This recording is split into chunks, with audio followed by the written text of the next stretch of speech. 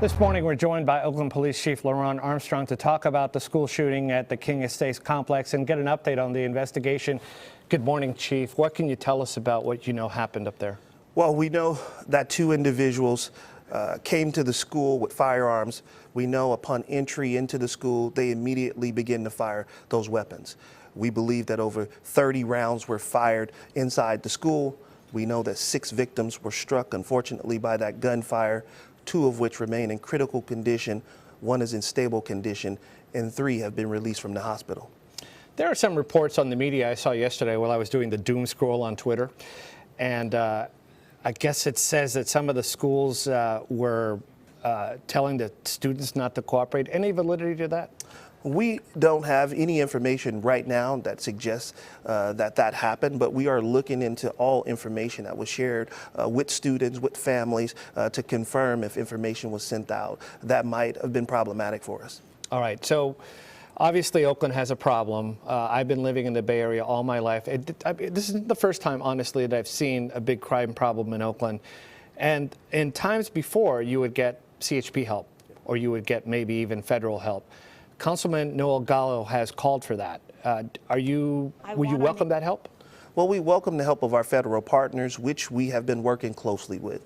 The ATF has been a huge partner of ours, analyzing all of the firearms that we recover. The FBI has been embedded with us for several months, helping us out with our homicide investigations. And so the city of Oakland has fostered a long-standing relationship with our federal partners, and we will continue. So we are asking for their resources, and they've been helpful in our investigations.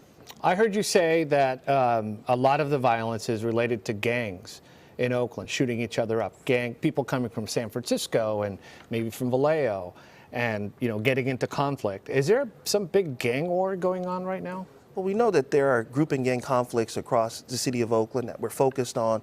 Our ceasefire strategy is designed to focus on those groups and gangs and reduce those shootings. But we have seen an influx of gangs and groups coming from other cities driving violence in Oakland. And so it requires us to partner with other police departments, like the San Francisco Police Department, as well as the Vallejo Police Department, to get information and intelligence about the gang conflicts that they have in their city so that we can prepare for them in Oakland. Do you feel you have enough resources to tackle this problem? I mean, a few years ago, a bunch of councilmen stood out there and said, defund the police. And at the time, you weren't for that. They took away millions of dollars from your budget.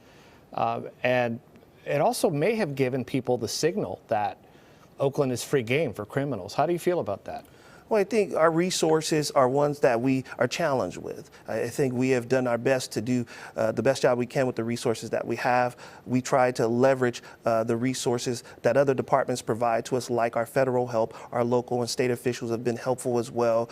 So we have been focusing on utilizing every resource that we have. But it is a challenge in a growing city.